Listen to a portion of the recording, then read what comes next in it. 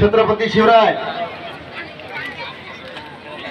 ज्यांनी माणसाला शांततेचा संदेश दिला ते जगत ज्योती महात्मा बसवेश्वर ज्यांनी माणूस म्हणून जगण्याचा अधिकार मिळवून दिला ते भारतरत्न डॉक्टर बाबासाहेब आंबेडकर, अण्णाभाऊ साठे, अहिल्यादेवी होळकर, सुभाषचंद्र बोस, भगतसिंग, राजगुरू, सुखदेव, वासुदेव बळवंत फडके, वीर सावरकर आणि माझ्या शिबेवर लढणाऱ्या -100, -50, 20, 30, 50 सेल्सिअस तापमानामध्ये जे माझ्या शिबेवर रक्षण करतात त्या सर्व बांधवांना, जे आतापर्यंत 27-40 पासून जे शहीद झाले त्यांच्या आत्म्याला शांती मिळो आणि जे लढतात आपल्या संरक्षणासाठी या पूर्ण इथं संरक्षित राहावं म्हणून त्या वीर बांधवांना धाडस द्यावं ही मी माझ्या महादेवाच्या चरणी प्रार्थना करतो।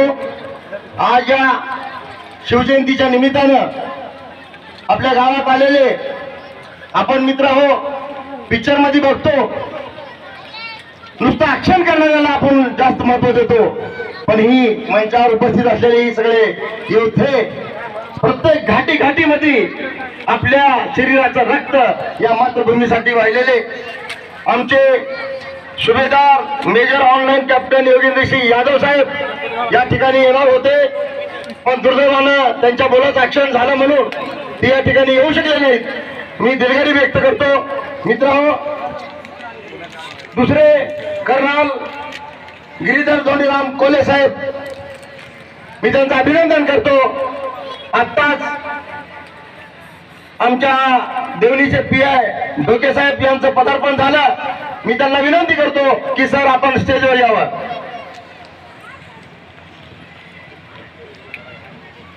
लेफ्टनंट कर्नल शरद पांडे साहेब जे की जिल्ह्याच्या सैनिकाचं नेतृत्व करतात, त्यांनाही थोडस काम आल्यामुळे तेही येऊ शकले नाहीत। आत्ताच उपस्थित झालेले आमचे देवणीचे PI ढोके साहेब यांचं मी खूप अभिनंदन करतो, त्याने स्टेजवर यावं। या सर, आमच्या शिवव्यवस्थेच्या आदरणीय भाग्यश्रीताई मोहिते पाटील ही शिवव्यवस्थेत आहेत। छत्रपती शिवाजी महाराजांबद्दल आपणाला भरपूर माहिती त्यांनी देणार आहे। तर शांत चित्ताने एक मित्र हो, थोडा वेळ झाला, हे मिलिटरीचा कार्यक्रम आहे, पण तरी पण आपल्या ह्या गावडाली ह्याच्यामध्ये थोडा वेळ झाला, त्यांच्याकडे अतिशय वेळ कमी आणि शिस्तबद्ध कार्यक्रम असतो। सर मी माफी मागतो की आमच्या गावाकडल्या कार्यक्रमाला सांभाळून घ्या, थोडासा वेळ होत असतो इकडे तिकडे। लेफ्टनंट कर्नल सचिनजी रंडाळे साहेब, शौर्य चक्र त्यांना प्राप्त झालेलं आहे, सेना मेडल प्राप्त असे आमचे भूमिपुत्र आमच्या शेजारच्या गावचे रंडाळे साहेब मित्र हो, त्यांनी त्यांची माहिती सांगतील।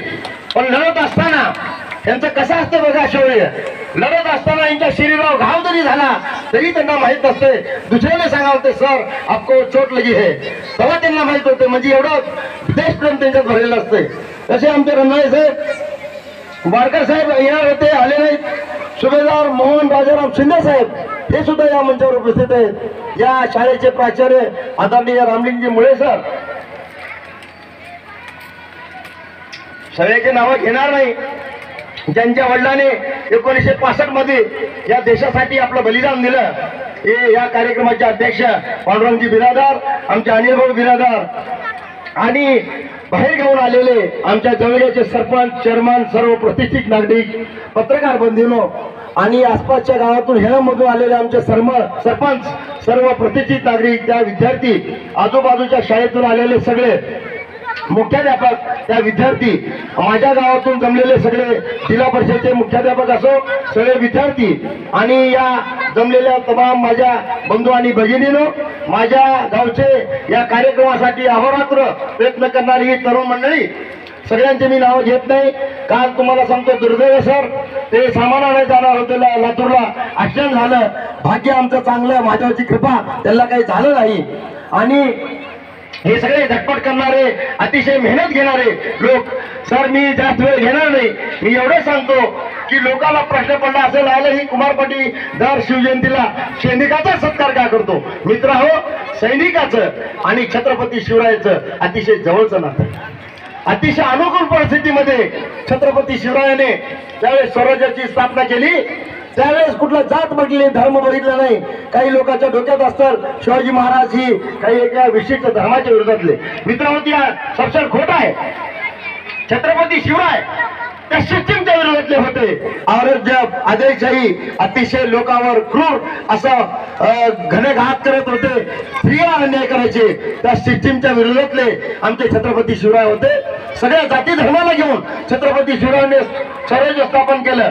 आणि पहिलं काम त्यांच्या सैनिकामध्ये छत्रपती शिवराय, जो माणूस, जो सैनिक अतिशय वीर बाजीप्रभू देशपांडे सारखे, बालाजी मानू सारखे शूर मावळे होते. आज या स्टेजवर, आज या मंचावर त्या मावळ्यापैकी काही मावळे इथं उपस्थित आहेत. मित्रांनो, त्यांच्याच एक प्रतिमा म्हणून आज कोल्हे साहेब, रंधाळे साहेब या ठिकाणी उपस्थित आहेत. तर तुम्हाला सांगतो, त्या सैनिकाचा आणि शिवाजी महाराज अतिशय जवळचा संबंध. आता सत्कार करायचं ते कुणाचं? गुणवंत विद्यार्थी आणि सैनिक.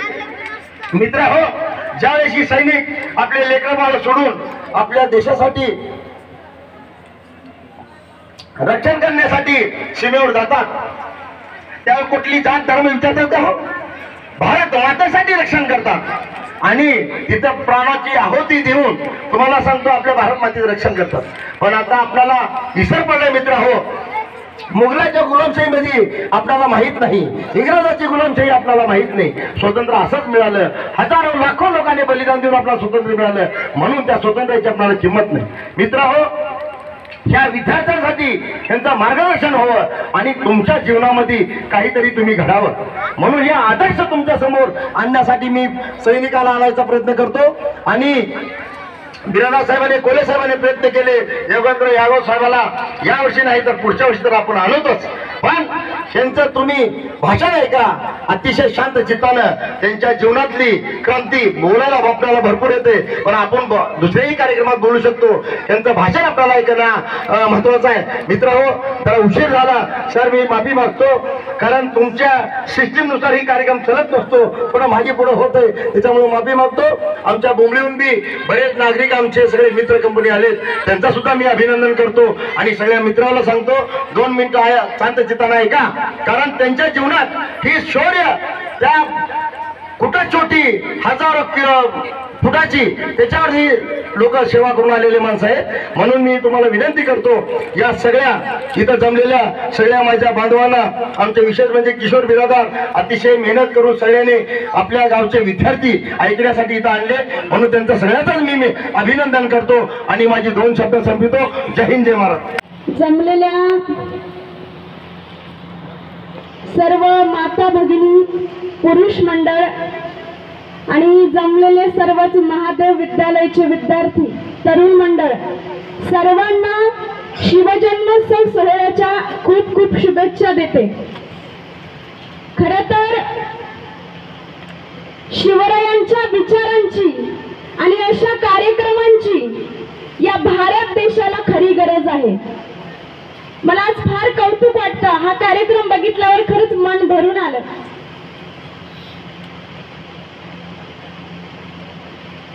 जातीपेक्षा मातीवर आणि मातीपेक्षा माझ्या छत्रपती शिवरायांच्या विचारांवर प्रेम करणारी माणसं पाहिली.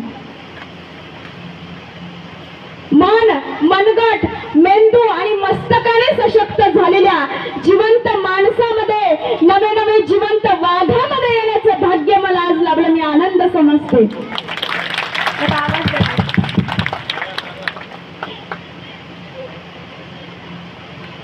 छत्रपती शिवरायांच्या जन्मोत्सवाच्या निमित्तानं छत्रपती शिवरायांचे खरे मावळे स्वतःच्या घरादाराचा त्याग करून तुमचं आमचं जीवन सुरक्षित राहावं, तुम्हा आम्हाला रात्रभर सुखाने झोप लागावी, यासाठी भारत मातेचे जवान भारताच्या सीमेवरती लढत राहतात. आणि त्या जवानांना, सैनिकांना आज आपण इथं बोलून छत्रपती शिवरायांची खरी जयंती आपण साजरी करत आहात ही सगळ्यात महत्वाची आणि आनंदाची गोष्ट आहे. नाहीतर बघा ना, शांता झाली, शालू झाली, आता कुणाचं नाव, आणि भावड्या भावड्या म्हणत परत आला बाबूराव. पण त्या बाबूरावला न बोलवता मैं तुमसे मिलने आ जाऊं क्या आणि बोल में हलगी बजाऊ क्या, पण त्या हलगीच्या तालावर ठेका न धरता, ढोल ताशे डीजेवर जयंती साजरी न करता आज आमच्या कुमार पाटलांनी वाचून शिवजयंती साजरी करण्याचं कार्य हाती घेतलं. त्यांच्यासाठी जोरदार टाळ्या वाजवा. खर तर रयतेच्या स्वराज्याचं स्वप्न पाहणाऱ्या, नव्हे त्यासाठी छत्रपती शिवरायांना प्रेरणा देणाऱ्या माँसाहेब जिजाऊ, हिंदवी स्वराज्याचा ताटकणा जगवणारा पहिला मराठा मानव श्रीमान शहाजीराजे भोसले, स्वराज्याचं देखणं स्वप्न सत्यात उतरवण्यासाठी हाताची तलवार आणि छातीची ढाल करणारे छत्रपती शिवाजीराजे भोसले, ज्यांचं नाव घेतलं की प्रत्येक तरुणाची छाती रुंदावते, असा तलवारीच्या पाठीवरती मरण पेलून धरणारा पण यवनांना शरण न जाणारा मराठा राजपुत्र संभाजीराजे भोसले. प्रपंच आणि परमार्थ या एकाच नाण्याच्या दोन बाजू आहेत असे समजावून देणारे जगद्गुरु तुकोबाराय. आरक्षणाचे जनक महर्षी शाहू महाराज, गुलामाला गुलामाची जाणीव करून द्या तरच तो बंड होऊन उठतो, हा संदेश समाजाला देणारे भारतरत्न विश्वरत्न डॉक्टर बाबासाहेब आंबेडकर. स्त्रियांना शिक्षण रूपी अमृत पाजून त्यांच्या जीवनातील अंधकार दूर करणाऱ्या क्रांतीज्योती सावित्रीबाई फुले. विद्येविना मती गेली, मतीविना नीती गेली, नीतीविना गती गेली, गती विना वित्त गेले, वित्ताविना शूद्र खचले, एवढे सारे अनर्थ एका विद्येने केले महात्मा ज्योतिबा फुले. चूल आणि मूल या समाज व्यवस्थेच्या चौकटीला झुगारून देऊन एका हातात शस्त्र आणि दुसऱ्या हातात शास्त्र घेऊन तब्बल 29 वर्ष राज्य करणाऱ्या राजमाता अहिल्यादेवी होळकर. पृथ्वी शशाच्या मस्तकावर तरलेली नसून ती दीनदलितांच्या, कष्टकऱ्यांच्या, तुमच्या आमच्या हातावर बसलेली आहे, असा विज्ञानवादी प्रश्न मांडणारे लोकशाहीर शिवशाहीर अण्णाभाऊ साठे. एका हातामध्ये खराटा घेऊन दिवसभर गाव स्वच्छ करणारे आणि रात्री कीर्तनाच्या माध्यमातून लोकांची, तुमची आमची डोकी स्वच्छ करणारे संत गाडगे बाबा. हसत हसत शहीद होणारे नरवीर भगतसिंग, राजगुरु, सुखदेव. आणि दादा तुरुंगात असताना आपल्या भावाला सांगतात, दादा अरे त्या जेवणाच्या डब्यासोबत मला माझं शिवचरित्र सुद्धा पाठव, कारण तुरुंगातून बाहेर कसं पडायचं आणि आपल्या या देशाला स्वातंत्र्य कसं करायचं हे शिवचरित्रच मला शिकवेल, असे सांगणारे नेताजी सुभाषचंद्र बोस.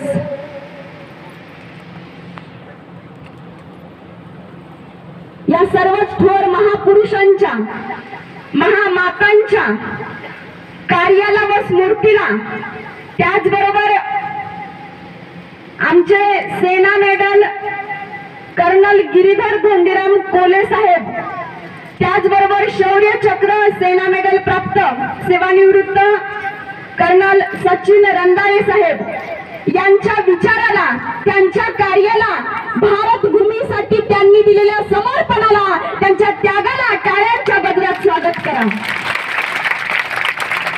आज खरी गरज आहे अशा कार्यक्रमांची. श्री महादेव विद्यालय आणि जमलेल्या सर्वच विद्यार्थी मित्रांनो, खर तर आज महादेवाच्या मंदिरात उभी आहे की काय असा भास व्हायला लागलाय. इतकं प्रसन्न, एवढा सुंदर कार्यक्रमाचं आयोजन नियोजन आपण केलं.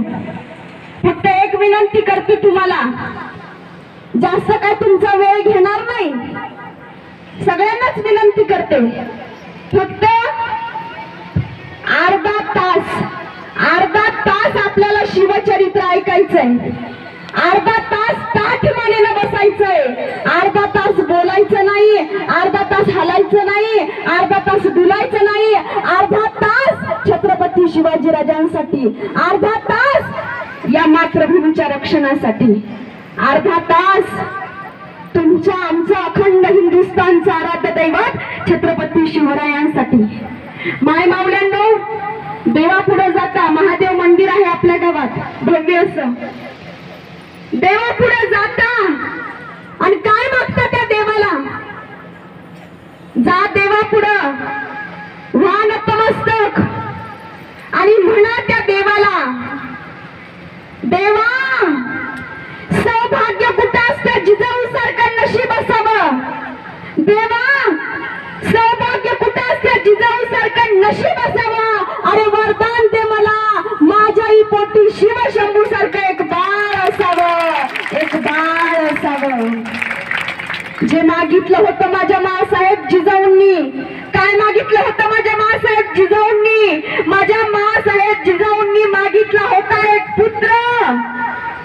हे अंबिके रणचंडिके वरदायिनी वरदान दे, उन्मत्त ही सिंहासने चिरफाळण्यामज सामर्थ्य दे, निर्त्याने या दैत्य झुंडी अग भक्ती घे नि शक्ती दे, भक्ती घे नि शक्ती दे.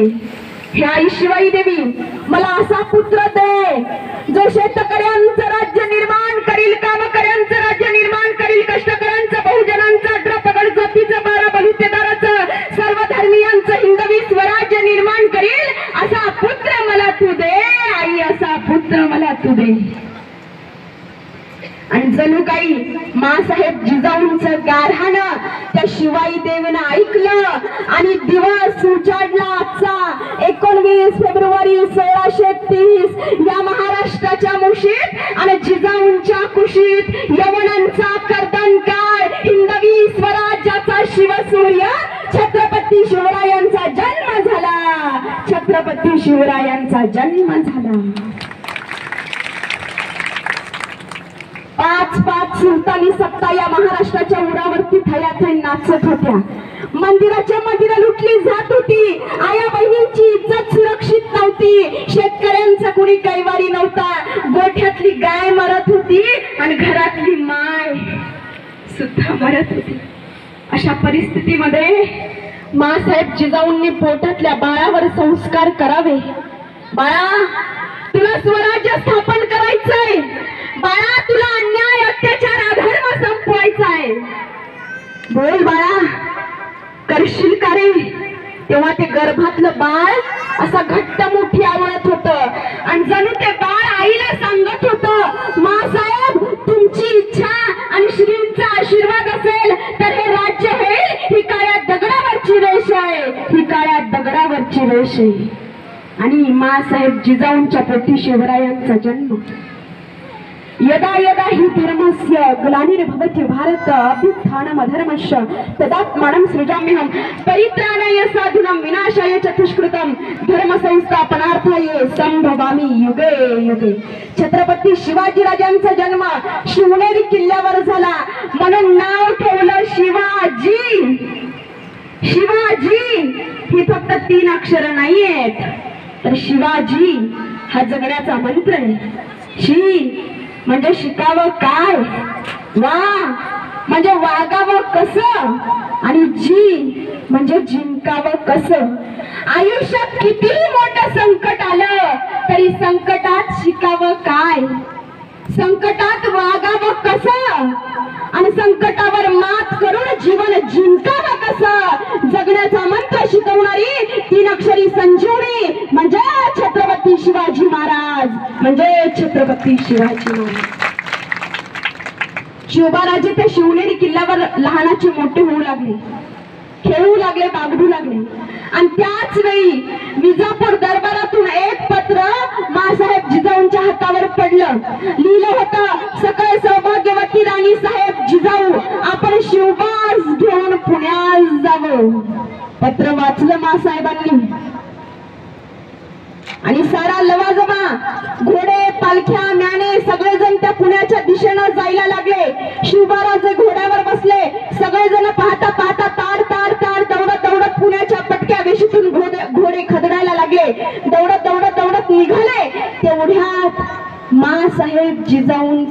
लक्ष गेलं त्या पुण्याच्या वेशीमध्ये खुपसून ठेवलेल्या पहारीकडं. मासाहेब जिजाऊ थांबल्या. मासाहेब जिजाऊंच्या म्यानाचा पडदा बाजूला झाला. आज ते कदम मासाहेब खाली उतरल्या. सगळे मावळे थांबली, सगळे मावळे थांबली, सगळे घोडे थांबले, हत्ती थांबले. अचानक मासाहेबांनी सगळ्यांना थांबवलं आणि मासाहेबांचं लक्ष गेलं त्या पहारीकडं आणि मासाहेबांनी दिला आवाज, शिवबा. लहानसे चिमुकले हात आता घोड्याच्या लगामीला लागले. छोटे छोटे चिमुकले पाय रिखवीत अटकले. शिवबाराजे घोड्यावरून खाली उतरले. एक एक पाऊल टाकत टाकत मासाहेबांच्या जवळ आले आणि म्हणाले, आऊसाहेब बोलवलं आम्हाला. मासाहेबांनी म्हणावं, शिवबा आपण या पुण्यामध्ये आलोत, बघा काय दिसतंय. शिवबाराजांनी चारही बाजूला कटाक्ष नजर टाकली. 6 वर्षाचे शिवबाराजे नजर टाकली आणि नजर स्थिरावली त्या जमिनीच्या छाताडात खुपसलेल्या पहारीकडं. आऊसाहेब दिसते आम्हाला ती पहार जमिनीच्या छाताडात खुपसलेली आहे. तुटकी वाने फुटकी कवडे, तिला घातले केरसुने वाटांगली खोपडी. आऊसाहेब दिसते आम्हाला ती पहार. शिवबा जा आणि जमिनीच्या छाताडात ती पहार काढून फेका बाजूला. पाहता पाहता शिवबाराजे पहारीच्या दिशेनं चालू लागले. एक एक पाऊल टाकत टाकत टाकत टाकत पहारीला हात लावणार तेवढं दूरवरून एक आवाज आला, नग नग नग नग मासाहेब. नग हात लावाय सांगू सा राजासनी. हात लावला तर निर्वंश होईल तुमचा. बघितलं तर काय, एक 60 ओलांडलेलं म्हातारं, पांढरं डोकं झालेलं, हाताला पायाला सुरकुत्या, धोतर सावरत मासाहेबांचं जवळ आलं आणि म्हणाला, आऊसाहेब नग हात लावाय सांगू सा राजासनी. हात लावला तर निर्वंश होईल आऊसाहेब, हात लावला तर निर्वंश होईल. अरे जशी वीज कडकडावी तशा कडाडल्या राणी साहेब जिजाऊ. झाला निर्वंश तर होऊ द्या आमचा. ही जिजाऊ समजून जाईल की मी पहिल्यापासूनच निपुत्रिक होते म्हणून, पहिल्यापासूनच निपुत्रिक होते म्हणून. याला म्हणायचं संस्कार. मासाहेब आल्या पुण्यात. शिवबाराजांनी म्हणावं, आऊसाहेब आपण कुणाच्या वाड्यात राहायचो. शिवबा एक लक्षात ठेवा, तुम्हाला इथल्या वाड्यात नाही, तुम्हाला लोकमानसाच्या अंतकरणात वाडा करायचा आहे, लोकमानसाच्या अंतकरणात घर करायचं आहे आणि त्या वाड्यात तुम्हाला राहायचंय. शिवबाराजांवर संस्कार आहेत जिजाऊ मासाहेबांचे. आज आपण जगतोय ते फक्त आणि फक्त त्या छत्रपती शिवरायांमुळे. म्हणून इथं बसलेल्यांना विनंती आहे, तुम्ही शिवाजी राजांचा इतिहास ऐकायला बसलाय तर शहाजी म्हणून बसलाय. आणि इथं बसलेल्या प्रत्येक स्त्रियांना विनंती आहे, तुम्ही शिवाजी राजांचा इतिहास ऐकायला बसलात तर जिजाऊ म्हणून बसलात. बसा, असंच बसा, पण ताठ बसा. मुलांनो मुलींनो ताठ बसा. कारण आपण स्वराज्यात बसलोय, अशा मातीत जन्माला आलोय की जी माती वीरांच्या रक्तानं आणि मावळ्यांच्या घामानं नाहून गेलेली माती आहे. आणि अशा मातीत जन्माला येऊन जर का आपण माना खाली घालून ताटकने न ठेवता बसलो तर त्या शिवाजी राजांचा अपमान केल्यासारखं होईल. कसा होता मावळा? स्वराज्यातील आमचा मावळा. युद्धामध्ये त्या मावळ्याचा हात तुटला, हात तुटला मावळ्याचा आणि मावळा घरी बसला. घरी बसला मावळा. तेवढ्यात राजे भेटायला आले. राजे भेटायला आले बघताच मावळ्याच्या डोळ्यातून खळखळ अश्रू आले. मावळा रडायला लागला. आमचा मावळा रडतोय हे बघून राजे किंचाळले आणि म्हणाले, ऐ लाज वाटत नाही तुला? अरे या मातीसाठी लढणारे आपण वीर, प्रत्येक घाव दुश्मनाचा अंगावरती झेलणारे आपण. एक हात गेला म्हणून रडतोय. त्यावेळेस मावळ्याने काय सुंदर राजा, राजा हात काय, हा देह काय, हे संपूर्ण जीवन तुमच्या समर्पित केलंय राजा. राजा हात गेला म्हणून कधीच रडणार नाही. राजा रडतोय तो याच्यासाठी रडतोय, आज माझा राजा, माझा शिवबा पहिल्यांदा या मावळ्याच्या झोपडीत आलाय आणि त्यांना वाकून मुजरा करायसाठी माझ्याकडे आज हात नाही. राजा माझ्याकडे हात नाही. दादा आवाज हॅलो, द्या अजून थोडं. हॅलो, याला म्हणायचं निष्ठा. इको द्या थोडासा. अशी असावी निष्ठा. याला म्हणायचं निष्ठा. म्हणून तुम्हाला छत्रपती शिवरायांची मावळे व्हायचं असेल तर एक गोष्ट सांगते, ते वाक्य लक्षात ठेवा. छत्रपती शिवरायांचे मावळे व्हायचे ना तुम्हाला, पोरांना व्हायचे की नाही? मग मी सांगते ते ऐका. दादा आहे तसं राहू द्या, आता हलवू नका त्याला.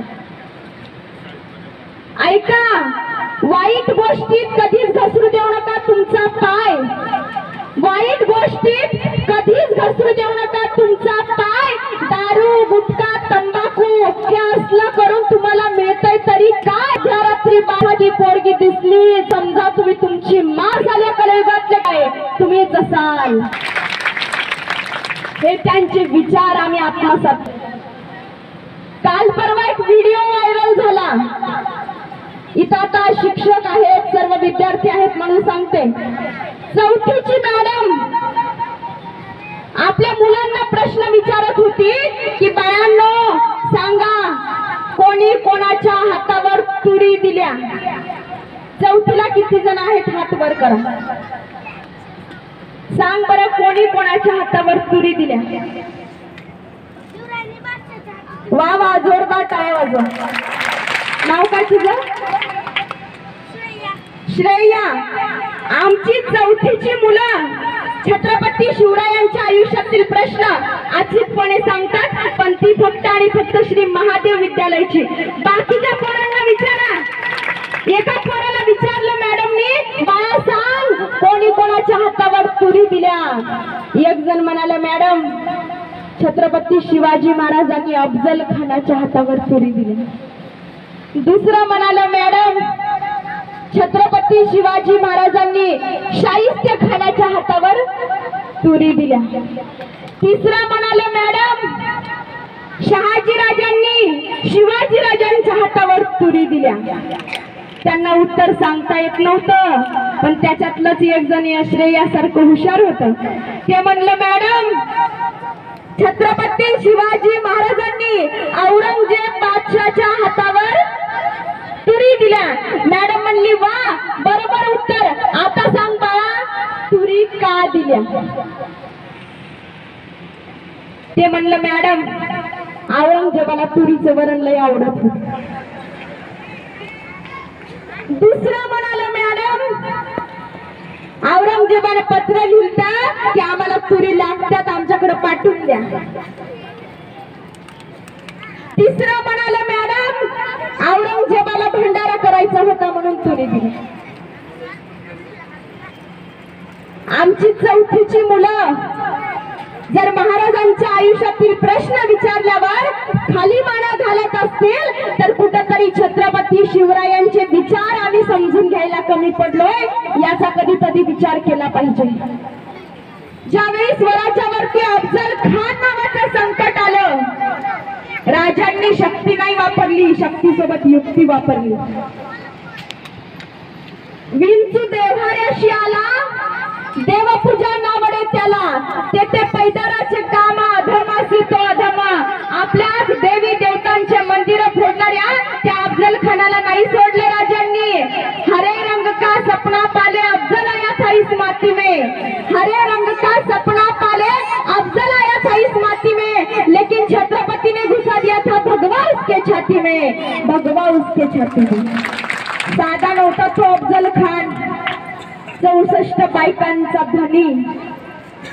जरा अर्ज कोणाचा सिपराला फजल फुजला व फजला फजल, अझर मलकी बजाय तस्बी आवाज आयत की अफजल अफजल. म्हणजे उच्चातल्या उच्च स्वराला विचारलं, या पृथ्वी तलावरचा सर्वश्रेष्ठ माणूस कोण? तर सगळीकडून आवाज येईल, अफजल अफजल अफजल अफजल. 2 मिनिटात ठोकला छत्रपती शिवाजी महाराजांनी त्याला प्रतापगडाच्या पायथ्याशी. साधा नव्हता तो अफजल खान. ही प्लॅनिंग, हे नियोजन त्यांच्या आयुष्यातलं आम्ही आमच्या आयुष्यात समजून घेतलं पाहिजे. आम्ही परीक्षेला जातो पोरं हो, एक ऐका मुलांनो, इकडे बघा. इकडे लक्ष द्या. तुम्हाला माझी भाषा कळते की नाही? कळते की? मग बोलू नका. काल परवा एका मुलाला म्हणलं, बाळा सांग बरं, 10 मधून 10 गेले किती राहिले? किती राहिले? 0. 10 मधून 10 गेले. त्याला उत्तर सांगता येत नव्हतं. ते म्हणलं, काय म्हणल्या ताई? मी म्हणलं, बाळा 10 मधून 10 गेले किती राहिले? ते म्हणलं, आपल्याला काहीतरी लॉजिक विचारा, आपल्याला तसं अवघड गणित सोडवताच येत नाही. मी म्हणलं, बाळा समज, समज तुझ्या आईनं तुला डब्यामध्ये 2 पोळ्या दिल्या, 2 पोळ्या दिल्या आणि त्याच्यातल्या तू 2 खाल्ल्या, खाली काय राहिलं? ते म्हणलं, भात. अशी आमची पोरं. पण पोरांनो, कुठंतरी त्या राजांचे विचार सुद्धा डोक्यात घेतले पाहिजे. आमचं कसं झालंय, शिवजयंती आली की मोठे मोठे बॅनर लावायचे, बॅनर वरती महाराजांचा फोटो कोपऱ्यात आणि आपलं भला मोठं फोटो. अरे छत्रपती शिवरायांचे बॅनर लावण्यापेक्षा, आपले फोटो लावण्यापेक्षा तिथं छत्रपती शिवरायांचे विचार बॅनर वरती टाका. खरी शिवजयंती ती असेल विचाराची. आम्ही महाराजांना डोक्यात घेतलं नाही, फक्त डोक्यावर घेतलं, डीजेवर. महाराज टी शर्ट वर आले, महाराज टॅटू वरती आले, महाराज बॅनर वरती आले, महाराज गाडीवरती आले. पण महाराज डोक्यात कधी घेणार? डोक्यात घेण्याचा प्रयत्न केला पाहिजे. त्यासाठी हा विचारांचा सोहळा आहे. छत्रपती शिवाजी महाराज यांनी अफजल खानाला संपवल्याच्या नंतर आली आदिलशाहला या 3 अक्षरांनी चिंता क्रांत करून सोडलंय, शिवाजी. कोण आहे असा जो शिवाजी अक्षरे दुनियेतून साफ पुसून काढील? कोण आहे? कोण आहे? स्मृतींचे उत्खनन चालू झाले, चालू झाले, चालू झाले. कोण है जो शिवा का नाम मिटा सके?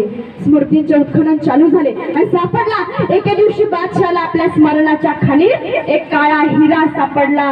कर्नूल मधला सरदार सिद्दी जोहर, अत्यंत शूर, अत्यंत पराक्रमी, अनुभवी हा सिद्दी जोहर सोबतीला अफजल खानाचा मुलगा फाजल खान, रुस्तुमे जमान, बडे खान, बाजी घोरपडे आणि सिद्दी जोहरचा जावाई सिद्दी मसूद.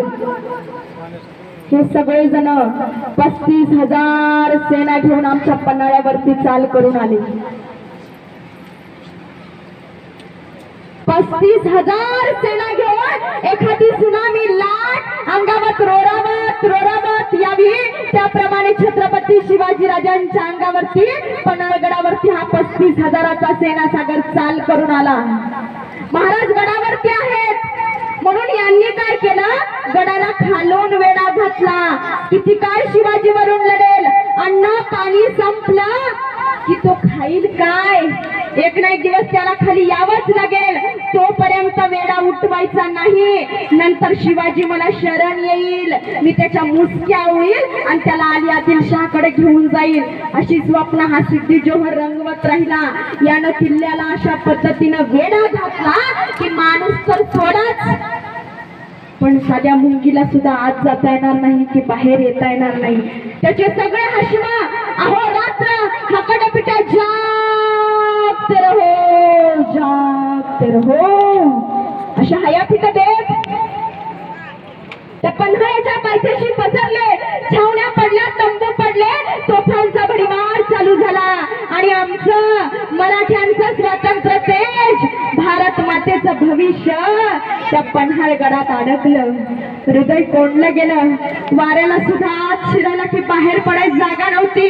अखंड हिंदुस्थानचा दैवत तुमचा माझा मायबाप त्या वेड्यामध्ये सापडला. मुलांनो, कार्यक्रम तुमच्यासाठी आहे. कोणासाठी कार्यक्रम? तुमच्यासाठी. त्यामुळे मी प्रसंग सांगते इतिहासातला, फक्त 5 मिनिटं ऐका. किती? या प्रसंगावर तुम्हाला प्रश्न विचारेल. जो कोणी प्रश्नाचं बरोबर उत्तर देईल त्याचा इथं सत्कार होणार आहे. त्यामुळे फक्त 5 मिनिटं ऐका. प्रश्नाचं उत्तर देण्याचा कारण उद्याची भावी पिढी ही आहे. यांच्यातून आपल्याला एखादा भगत सिंग, एखादा सुखदेव, एखादा राजगुरू, एखादा छत्रपती शिवाजी महाराज सापडतो का? म्हणून सगळ्यांनी लक्षपूर्वक ऐकायचं, 5 मिनिटं बोलायचं नाही. किती? सगळेजण 35,000ची सेना पन्हाळगडावरती चाल करून आली. वाऱ्याला सुद्धा आत शिरायला की बाहेर पडायची जागा नव्हती, एवढा कडक वेढा चालू झाला. आणि आता सिद्धी जोहरनं तोफांचा मारा चालू केला. गडावरून मराठ्यांनी त्याला जवाब दिला, जोहरचा कोणताही मारा गडावर कारीगर होईना, कारण त्याच्याकडे छोट्या तोफा होत्या, लांब पल्ल्याच्या तोफांची आवश्यकता होती. म्हणून त्याने इंग्रजांना पत्र पाठवलं. कुणाला? आणि कधीही राजकारणात भाग न घेणारे, फक्त व्यापार करायचा अशी भूमिका असणाऱ्या इंग्रजांनी विचार केला. यांना वाटलं की आता काय शिवाजीला सुटायला चान्स नाही, आता शिवाजीला चारही बाजूने कोंडलंय, आता काय शिवाजीला सुटायला चान्स सापडणार नाही, विजय त्या सिद्धी जोहरचाच होईल. मग सिद्धी जोहरला मदत करावी, उद्या आपल्यालाच फायदा होईल असं म्हणत हे स्वार्थी इंग्रज तयार झाले. यांनी एक भली मोठी टोप निवडली आणि वरती महाराज सिद्धी जोहर बरोबर कसा लढा द्यायचा याचं सगळं प्लॅनिंग, याचं सगळं नियोजन गडावर करतात ते. आणि त्याच वेळी खालून तोफांना बत्ती मिळाली. धाड आवाज झाला, तेवढा प्रचंड आवाज. एवढी मोठी तोफ गनिमांच्या छावणीत आली तरी कुठून? आणि बघतात तर काय, त्या तोफेवर इंग्रजांचा युनियन जॅक नावाचा झेंडा फडकतो. 1.5 महिन्यापूर्वी ज्यांच्यावर मेहरबानी केली तेच कृतज्ञ इंग्रज शेवटी गाईच्या आचळाला चिकटलेले बोचिड तिचे रक्त पितातच. दूध नाही आवडत त्यांना. इंग्रजांनी सिद्धी जोहरला मदत केली, पण पन्हाळ्याला मात्र काहीच इजा पोहोचत नव्हती. आपला पन्हाळा आहे तसा भक्कमपणे उभा होता. वेडा पडून 3 महिने झाली. 3 महिने झाली, कसं सुटावं, काय करावं? महाराज फार काळजीत आहेत, पण त्यांच्या किंवा मावळ्यांच्या मनाला चीर मात्र पडली नव्हती. जिद्द होती त्यांच्यात, आशा होती, चिकाटी होती. आणि इथल्या महिलांसाठी मला एक सांगावंसं वाटतं, तिकडं बाळासाहेब जिजाऊंच्या मनाला काय वाटत असेल हो? एकीकडे एकुलता एक मुलगा सिद्धी जोहरच्या मगरमिठीत सापडलाय आणि दुसरीकडे शाहिस्ते खानासारखं संकट पुण्यावरती आलंय. काय करावं त्या मातेनं? शरण जावं, स्वराज्य आपल्याला काय करायचं असा नाही विचार केला त्या आईनं.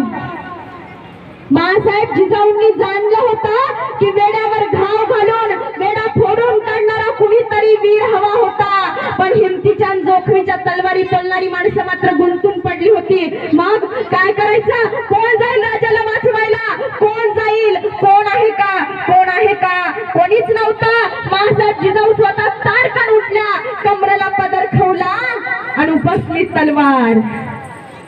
आणि खरोखरच स्वतःच्या पुत्रालाच नाही तर या भारत मातेच्या भविष्याला, या भगव्या झेंड्याच्या रक्षण कर्त्याला सोडवायला भोसल्यांच्या घराण्यातील एक स्त्री अंगावर शस्त्रास्त्र चढून निघाली. आतापर्यंतच्या इतिहासात तरी अशी एखादी तरी स्त्री दाखवा जी स्वतःच्या राजाला सोडवायला निघाली. कोणी सुद्धा सापडणार नाही. एकमेव राजमाता, राष्ट्रमाता मासाहेब जिजाऊ. त्या जिजाऊंच्या तुम्ही आम्ही लेखी आहोत. मासाहेब निघाल्या, तेवढ्यात नेताजीची फौज आली. ताड ताड तेवढ्यात नेताजी आला.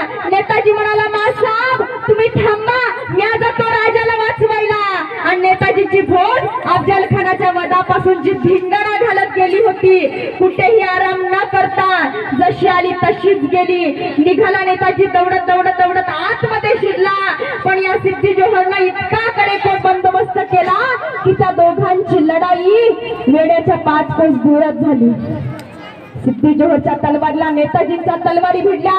युद्ध झाला, द्वंद्व झाला, पण दुर्दैव आपलं काय सांगू. सिद्धी जोहरच्या मानानं आपल्या नेताजींची फौज चतकोर सुद्धा नव्हती. 35,000 जवळजवळ 20,000 राक्षस तिला भिडले आणि नेताजींच्या त्या दमलेल्या फौजेचा त्या ठिकाणी पराभव झाला. नेताजी हरला. आता काय करायचं? राजांचं एकुलतं एक स्वप्न भंगलं, तुटलं, पण जिद्द कायम होती. राजांनी एक युक्ती केली. आपण लहानपणापासून शिकलोय मुलांनो, शक्तीपेक्षा युक्ती श्रेष्ठ, आणि ती प्रत्यक्ष कृतीत उतरवली छत्रपती शिवाजी महाराजांनी.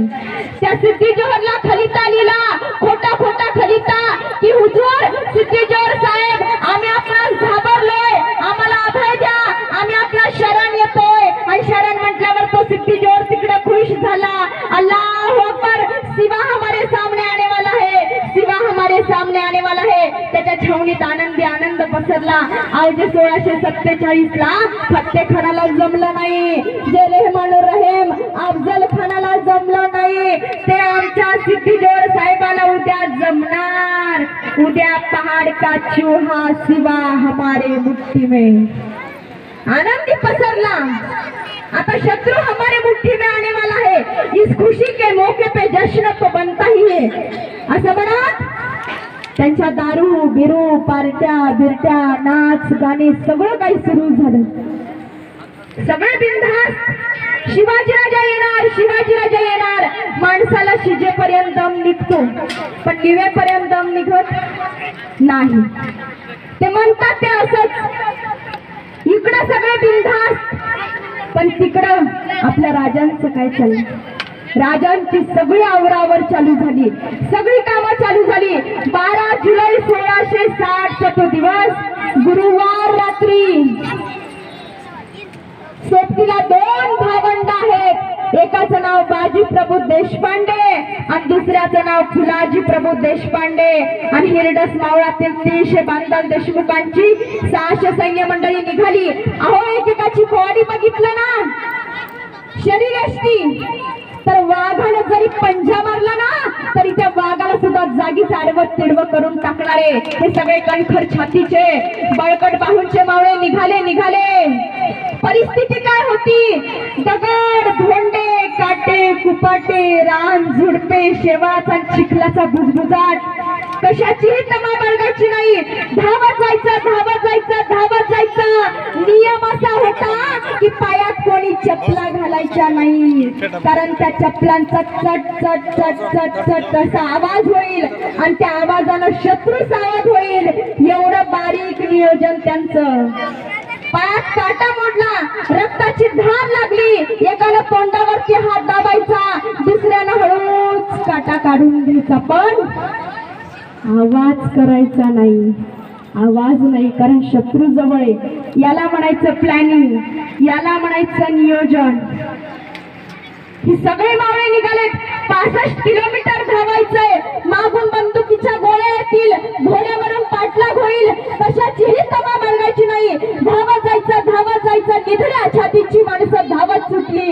सोबतीला 2 पालख्या आहेत. एका पालखीत खुद्द छत्रपती शिवाजी महाराज बसलेत आणि दुसऱ्या पालखीत कोण असल सांगा? शिवा काशी.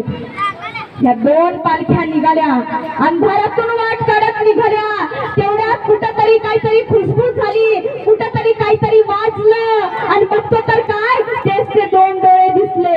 कुणाचे होते? वाघाचे, सिंहाचे, कोल्ह्याचे? कुणाचे ते 2 डोळे? नाही बघायला गेलो तोपर्यंत डोळे पसार. माणसच होती. त्या सिद्धी जोहरचे हेर होते. ते हेर थेट सिद्धीच्या छावणीत गेले. छावणीत बातमी गेली, हुजूर शिवा भाग रहा है हुजूर. सिद्धी जोहरच्या तळप्या छाक मस्तकाला गेली. जाओ, जल्द से जल्द उस शिवा को पकड़ के मेरे सामने रखना, भागो. सिद्धी मसूद निघाला. इथं येते का मावळ्याची कथा? शिवाकाशीत त्यांचं नाव, हुबेहूब राजांसारखी दाढी, राजांसारखा पेहराव, मरण डोळ्यापुढे दिसत असताना सुद्धा मृत्यूला कवटाळणारा मावळा शिवाकाशीत. शिवाकाशीदांची पालखी तिथंच थांबली आणि महाराज पुढे धावत निघाले. आता सिद्धी मसूद आला, त्याला पालखी दिसली. पालखीमध्ये बसलेले दाढी असलेली कल्लेदार मिशा असलेले महाराज त्याला दिसले.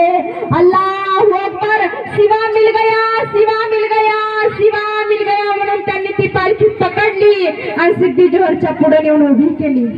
सगळ्यांना वाटू लागलं शिवाजी राजा को लाया पकड़